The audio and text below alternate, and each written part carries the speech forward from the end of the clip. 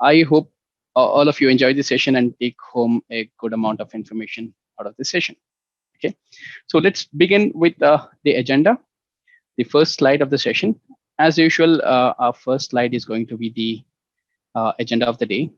These are the various topics which we'll be discussing in today's session.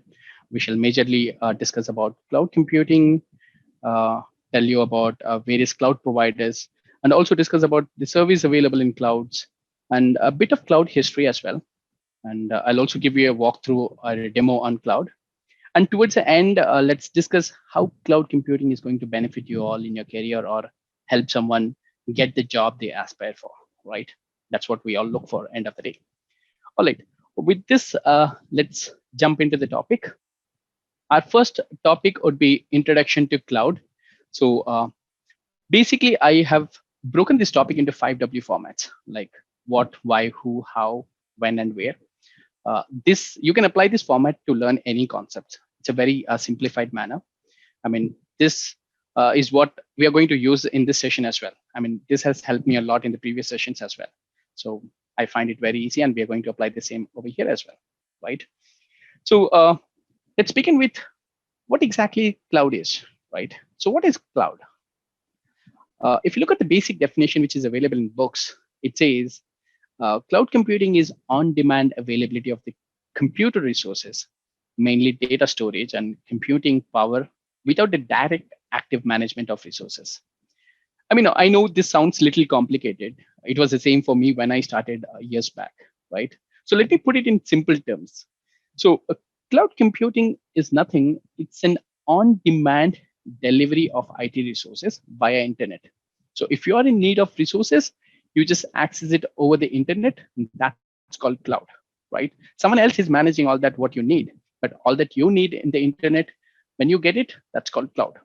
So basically, if you need any resources for your organization, which is delivered to you via internet, is called cloud, right? Sounds simple. So I'll make it much simpler for you as well. So before we take this discussion further, let's see what people used to do back in those days when there was no cloud at all, right? So I know cloud did give birth at some point of time. So what people used to do back in those days when there was no cloud at all? So let's consider you want to set up a website for your organization, right? So when I say website, but not any other resources, I'll also tell you a story at the end of this slide, why it's called website. So back in those days, basically, it was a website that was considered to be the face of any organization. So anyone or everyone who wants to set up their website first, what they used to do is like they would buy a stack server and they would hire a developer.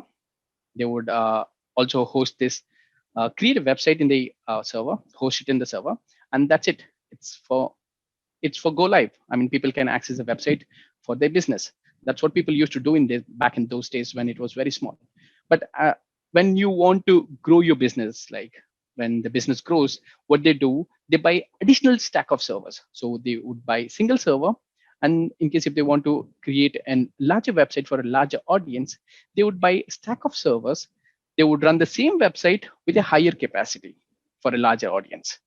Now, let's consider when the business grows, right? When someone wants to go globally, they want to set their footprint across countries. So, what they used to do, they used to build data centers. So, you set up a data center just with the same multiple stack of servers.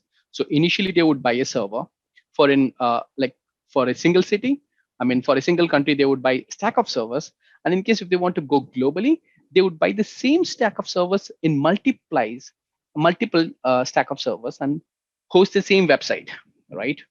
So you set up a data center, buy multiple stack of servers, you buy a network, you maintain the physical and virtual security, maintain an uninterrupted power supply, maintain the temperature.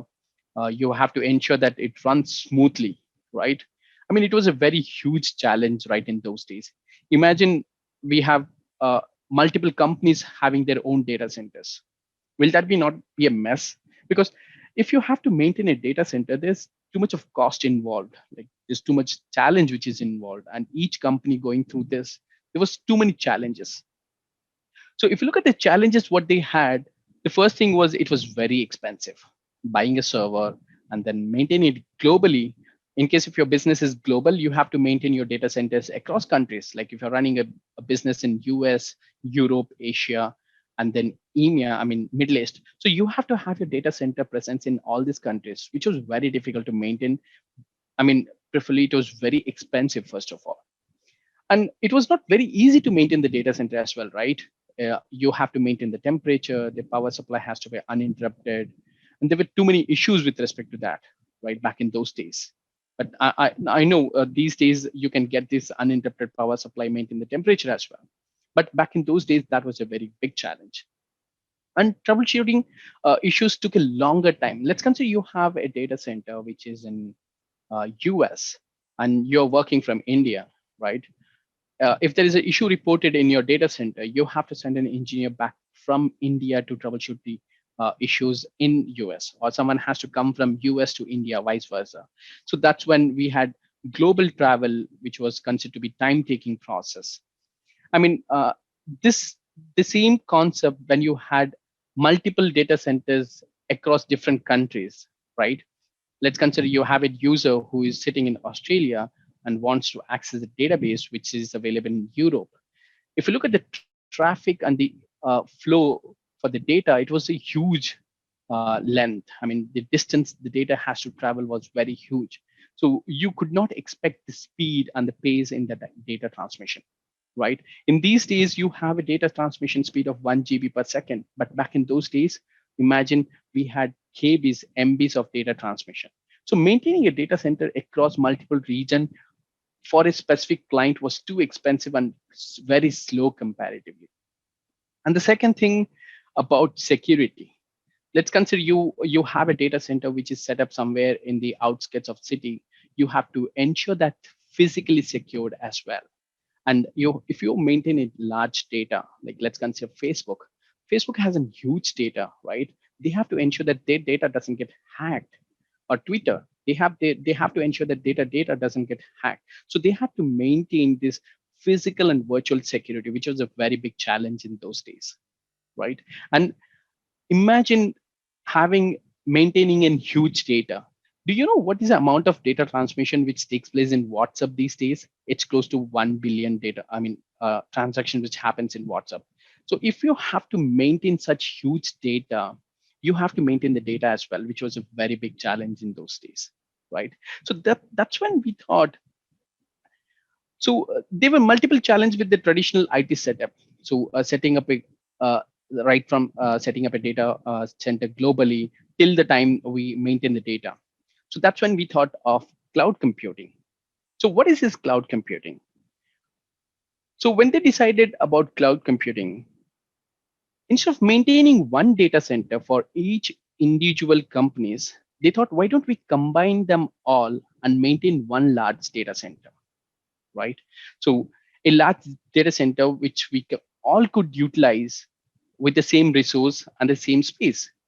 It's like to simplify it, or let me give you an example.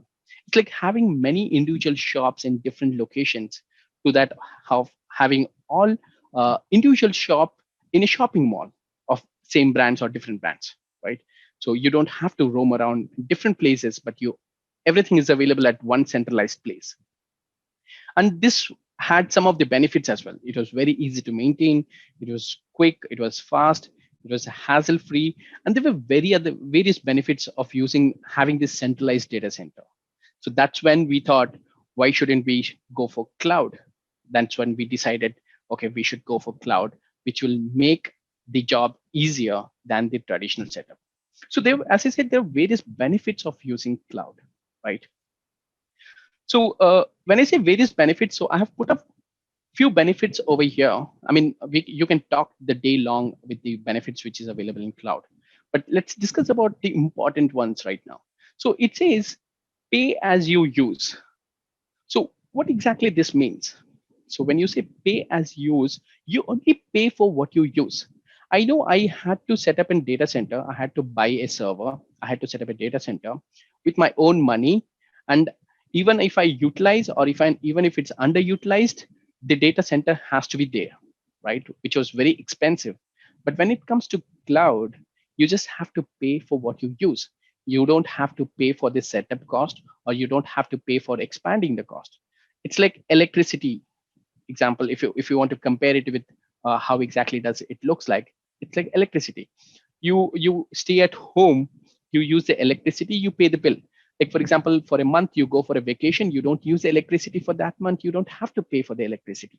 I know there's a minimum cost which is there in electricity, but even that's not there in cloud. So you use what you pay, or you pay only for what you use, right? And the second benefit, if you look at the cloud, is it's expandable. So you would have heard about this billion sales, or the Diwali sale by Flipkart or Amazon, right? So it was discussed that during this sale, Amazon server once crashed because they were not prepared, or they did not have the enough resources to manage the huge number of user who logged in. So let's consider they had only 10 servers, but they had to be prepared for 20 servers. They could not do it in just days, right? So that issues have been solved in cloud. It's expandable. You can expand based upon your needs. Like let's consider you want to expand your servers to 20 during the season time, and you have to reduce it back to 10 when this during off season hours. So you can expand it without any extra cost, or with hassle free. It can be done in minutes. You can replicate the service, and it's flexible. When I say flexible, right? the, Basically cloud provides you various services. Like I'll discuss about these different services which cloud provides. So these services, when you opt for one, you have to pay for it. When you don't need it, you just take it out of your subscription. So it's very flexible that you can choose what is required for you, right? You can choose the virtual machine which can hold 100 users, or which can manage a huge data, or you can bring it down to a virtual machine which can handle only a small amount of data. So it is very flexible when compared to the traditional IT setup, and it was fast. When I say fast, like if I go to a cloud provider, they already have their centralized data centers across globe. So all that I have to do is like I have to opt for their services, and they will ensure that my data is fast. My data does get transmitted from one region to another region, or based upon my needs. So they have to take care of all this. They took care of all this transmission rates and the speed. So it was fast when compared to the traditional IT setup. And we have this DRS. So back in those days, data backup was taken for each and every periodically, to ensure that in case something happens to my data center, I have a copy of my backup to restore it. It's like similar to what you have with your WhatsApp, right? You take your backup of your WhatsApp data, just in case if you lose your phone, or you format your phone, you have your backup to restore it. So this was taken care by the cloud itself. I mean, the users did not have to worry about this, because the cloud services were able to do a DRS, so disaster recovery solutions. They were taking care of this. So I need not bother about what happens in case if there's a natural calamity in one location. The cloud service providers were able to do this by their own, and it was secured. You remember I told you, like back in those days, if I have to set my data center like somewhere in the outskirts of city where I have uninterrupted power supply and I can maintain the temperature, I had to maintain physical as well as the virtual security. But when it comes to cloud, I don't have to worry about all these things. The cloud providers were able to take care of these things, and I can concentrate on my business, right? These are various benefits when it comes to cloud. I can just talk about the benefits all a day long when it comes to comparing it to the traditional IT setup. We can discuss them forever. So we'll discuss as and on when time permits. But now let's move on to the next slide of who are the basic cloud providers. When I say cloud providers, I know what is cloud and why do we want to go for cloud, right? Because it has various benefits over the traditional IT setup. And why did even people think of going to cloud? Now let's imagine who are these cloud providers. I say cloud providers. When I say cloud providers, they are nothing but these are the people who maintain these centralized data centers, right? Imagine back in those days, individual users having their own data centers, but there was one player, one organization which came up said, I would maintain the complete centralized data center. In case if you need any service, you can get it from me. So those were the cloud service providers. So we have major three major cloud providers as of now in the market. So we have Azure from Microsoft, and then we have Amazon from Amazon Web Services from Amazon, and we have Google Cloud Provider from Google, and we also have other providers like Oracle. We have Alibaba, and we have HP, and we have IBM as well. So these are various other cloud service providers which is available in the market right now. But when you talk about cloud service provider, we only think about these three players: Amazon, Azure, and Google.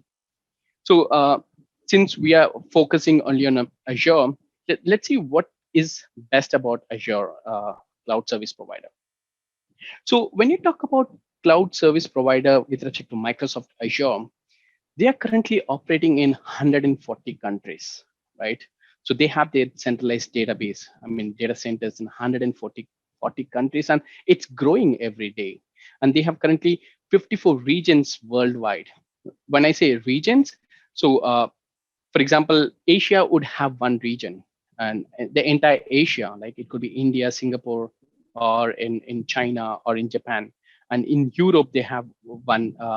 Europe is considered to be one region, and so they have currently 54 regions worldwide. I mean, region there could be more than one data center in one region as well, right? So they have a huge setup, and there's one in US which is spread across 300 acres, the one which provides the cloud service to the entire American, North American, the South American, and to some of the European countries as well. It has enough fibers which can go to stretch to moon and come back to Earth 4 times. Imagine the cables which is being used in these data centers. They're very huge. And these buildings, since I said data centers, maintaining a data center in back in those days was very difficult because I had to ensure that I give the physical as well as the virtual security, right? So these buildings which is available with the cloud providers are highly secured. There's one video which explains about the Microsoft Cloud Azure data center, which is present in US. They say they have 6 layers of security check before you could enter the data center. I mean, the actual data where it resides, they say only 2% of the Microsoft employee have ever been to that location. I mean, it's not accessible to anyone unless until you have to do something with you have some business with the data over there, right? It's highly secure. And I also told you, right, these data centers needed uninterrupted power supply, and you also have to maintain the temperature, right? So what Microsoft did, they started consuming the electricity from wind, solar, and hydropower.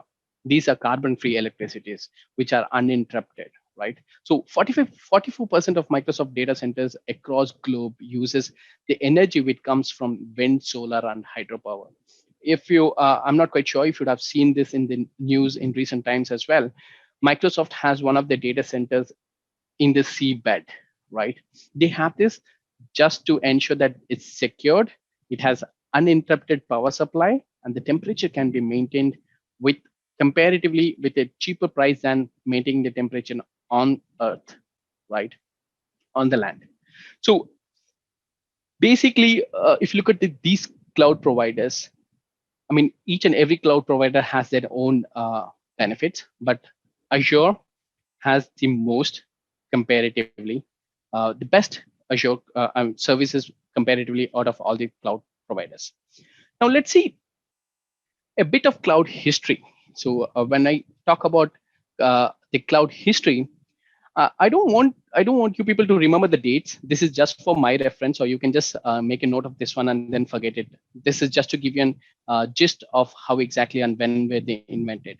So AWS was invented. I mean, they established Azure Amazon Web Services in 2006. So back in those days, in 2003 itself, Amazon started thinking about cloud. They thought, I mean, I they thought, okay, fine. When Amazon started discussion on cloud, they thought there were too many business which was growing very rapidly on those times, right? And that's when they decided, okay, fine, why don't we provide the data centers instead of them having their own data centers, and then we provide them the service. So they started this discussion in 2003, and they established Amazon Web Services in 2006. I'll tell you one more reason. Amazon has a huge footprint across the globe, the largest footprint. And the reason is this. They started very early in 2006 when compared to other cloud providers. Though Microsoft, which came in 2010, they were very late to the party, by the way. But still, if you look at the market share of these Azure is very huge. They were able to catch up in a very short span of time, right? They have the most important and the secured companies along with them. So if you look at the market shares of each and every cloud provider, Amazon has 30% of market share, which is the highest of all. And the reason is just because they started too early. And it's not that they're bad, they're very good as well, but they started very early. So they were able to capture most of the clients with them, right? And on the other hand, Azure started very late, 2010, but they have 20% of the market share, which is available right now in the market, which is very short span, in a very short span of time. On the other hand, Google, which has 10%, which is very less compared to Amazon or Azure. The reason is like Azure and Amazon focuses on enterprise. Google has their own cloud, own data to maintain, right? They have Google. If you look at Google, they have their own data which needs to be maintained. Google Cloud, Google Gmail, Google Documents, Androids. There's a huge data which is available with Google. So I'm not quite sure why would they not expand to enterprise. They would, but eventually it has a very. They have the potential to expand, but if you look at the market share, which is just 10% compared to this Microsoft Azure and Amazon Web Services. And we have Alibaba Cloud as well. Alibaba Cloud, which is there, which has a market share of 5%, right? And we also have other players, like I said, Oracle, IBM. These are small players, but if you combine the market share of these small players, which is close to 35%, right? So you don't have to remember the dates, but you just have to remember that Amazon came into first and Microsoft came at the last. But still, if you look at the major market share of these cloud providers, Amazon tops and followed by Microsoft. Let's now discuss what the different types of cloud which these cloud providers provide, right? So there are various types of cloud which is available with these cloud providers. So cloud is categorized into three types, which is public, as name suggests, which is accessible to anyone, and there's something called private. It says that it's owned by a single person, but it's something. It's more or less close to the same statement what it is written. It is owned by a single person, and there's something called hybrid, which is combination of public and private, right? So to give you a good example, bus, which is public, anyone can hop into a bus and travel, right? All that you have to do is pay for wherever you want to use a service and then hop out. And if you look own a car, so that's called private. You don't allow others to get in, right? It's for your personal use. So that's called private. And hybrid is renting a taxi. You don't own a cab, but eventually that becomes yours until you use it, right? So it's a combination of public and private. So if you look at the cloud providers, the public cloud provider is available globally. There are various benefits. I mean, if you look into the benefits of all the three, public cloud has multiple benefits compared to all this. But if you look at the usage, hybrid is being used widely when compared to all this. So public cloud is globally available. So all that you have to do is reach out to a cloud provider, pay them or seek the service, and you just pay for what you use. So public clouds are like Amazon, Google, and Microsoft. So Azure. And private is little different than the public. It is nothing different, just that, as I said, it's dedicated to an individual client, right? So when we talk about in technical terms, these private clouds are beyond a firewall, which no one else can access except for the client which owns it. So it's a customized, so it's a firewall which is customized based on the needs, and then based on needs as well as the requirement, I would say. So a private cloud, like for example, you own a very big organization and you don't want to be with the other organization, you can ask for a private cloud, right? Wherein you will be given a dedicated access to cloud with a firewall, which only you can access it. So it is customized based on needs. Example, IBM. IBM has their own private cloud, which they use it for their own purpose. It's not available for customers. They do have public cloud as well, but IBM has a private cloud, which they use it for their own. And Dell has their own private cloud, right? And as I said, the next thing about hybrid, it's a combination of private and public. So customers go for cloud when they feel that certain service needs to be in house, and and then certain service which can be outsourced. For example, let's consider you have an organization which has a very secure data, like banking or the financial service. They don't want their data to go out of their organization. Or there are certain countries which says that our data should remain in our country and should not go out of the country. For example, if you go to Europe, they have a rule which says European data should remain in Europe and should not go out, right? In those kind of situations, you go for hybrid, wherein the data remains within the private, and rest other services like firewall, load balancer can be hosted somewhere else in a public cloud. So it's a combination of these two, and that's called hybrid cloud. I mean, hybrid cloud is provided by all the cloud providers. They have they have their own public as well as private.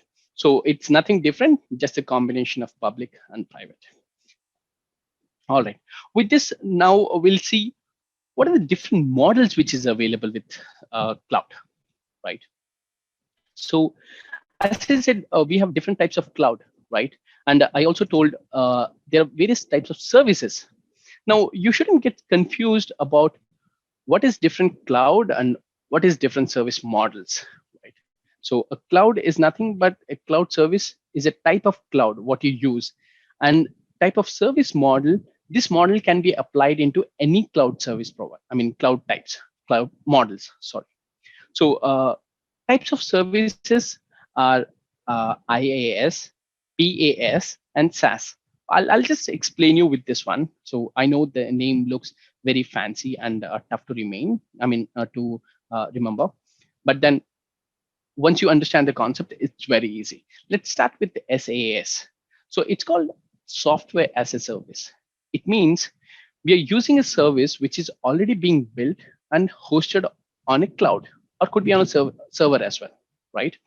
Like software as a service is nothing but it's a software, it's a built-in or it's a ready-made software which I just use it, which or I just uses services from a cloud. Like to explain this in a very simple terms, let's consider Gmail. All that you have to do is like you have to create a Gmail account and access the email. You don't worry about the firewall. You don't worry where exactly the Gmail servers are hosted. You don't know what is the rule which is there, or you don't even know what is the load balancer you have or the network which is being used over there. So all that you do is this user service. So let's consider Gmail is one of these SaaS, so software as a service. So it's a software which you just use it for your service, right? You don't worry about anything which is available or which is required to host that software. So that's called SaaS. And now when you come to PaaS, it is platform as service. So when you host any website or any software, this has to be hosted in cloud, which takes multiple services like network, database, virtual machines, and the firewall rules, the load balancers. These are various services which is required to host any software, right? When you use a software as a service, you don't care about anything but except for the data what you use. The emails are considered to be your data. So you just use the data in SaaS. When it comes to PaaS, so you here the cloud provider provides you the platform to create and host your own application. They would give you the platform and they would say, okay, fine, you can host your application over here, right? So over here, you don't worry about where exactly the platform is hosted, how exactly the platform is hosted, or where exactly the platform is residing in, right? You just have to get the platform, create your software, and host it. Like you just bother about, for example, when I say there are multiple resources available, when it comes to PaaS, you don't worry about the database, you don't worry about the operating system, you don't know what is a network or storage which is being used, or you don't even know where exactly the data center reside. So you just manage your data and your application, right? So for example, let's consider that you are a developer. You can write code and you create an application, you host it in the cloud, and you use it, right? So that's called PaaS. And the third thing is about IaaS. It's called infrastructure as a service. So when we talk about the traditional way of IT setup, right?